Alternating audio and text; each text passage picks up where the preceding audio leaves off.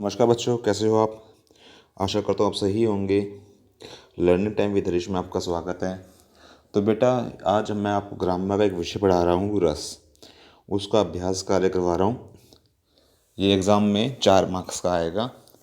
तो इस 10 क्वेश्चनों को पढ़ने के बाद आपके 2 मार्क्स तो कंफर्म हैं। आप लगा के चलो कि आपके 2 मार्क्स पक्का हो जाएंगे। आइए देखते हैं क्या प्रश्न है और क्या उसके उत्तर होंगे।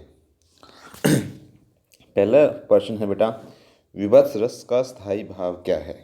जो विवत्स रस है, रस 9 प्रकार के होते हैं, तो उसमें एक रस है विवत्स है, उसका स्थायी भाव क्या है। उत्तर आपको लगाना है क्रोध, भय, विस्मय और जुगुप्सा।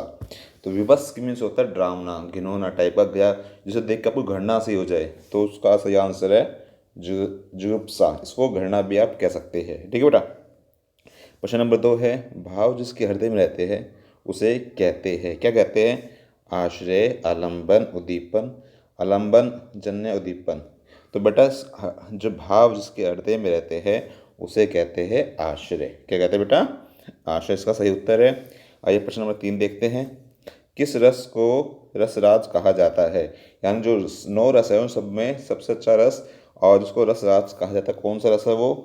देखते हैं ऑप्शन क्या है। वीर रस, हास्य रस, श्रृंगार रस, शांत रस। तो उसका सही उत्तर आएगा श्रृंगार रस। श्रृंगार बेटा ऐसे लिखा नहीं जाता, श्रृंगार ऐसे लिखा जाता है, क्योंकि टाइपिंग में ये चीज़ मुझे मिली नहीं, तो बच्चे ध्यान देना, श्रृंगार ऐसे लिखा जाता है। ठीक है बेटा।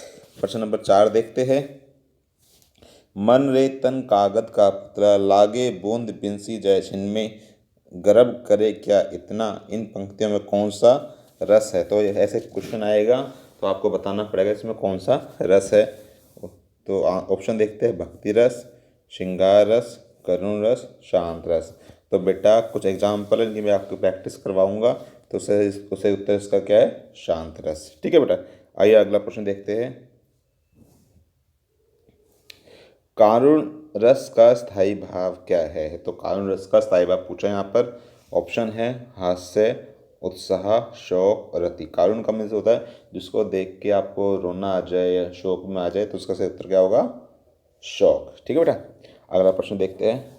शांत रस का स्थायी भाव क्या है। शांत रस होता है जिसको पढ़ के, काव्य को पढ़ के आपका मन शांत रहे, बिल्कुल कुछ भी ना ऐसा हो। तो इसका ऑप्शन है निर्वेद, रति, श्रृंगार, क्रोध। तो इसका सही आंसर है निर्वेद। ठीक है बेटा। तो निर्वेद शांत रस का स्थायी भाव है। ठीक है बेटा। प्रश्न नंबर 7 देखते हैं। हास्य रस का स्थायी भाव है, हास्य रस का स्थायी भाव बताना है। उत्तर ऑप्शन देखते हैं, शौक, हास्य रस, रति, हास। पेपर में इस तरीके से आएगा।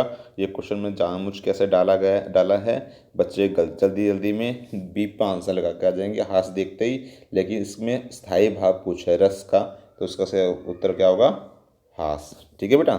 प्रश्न नंबर 8 देखते हैं। वीर रस का स्थायी भाव है क्या।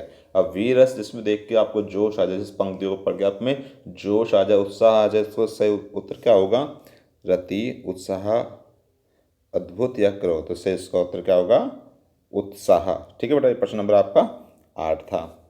विस्मय स्थायी भाव किस तरह से संबंध रखता है।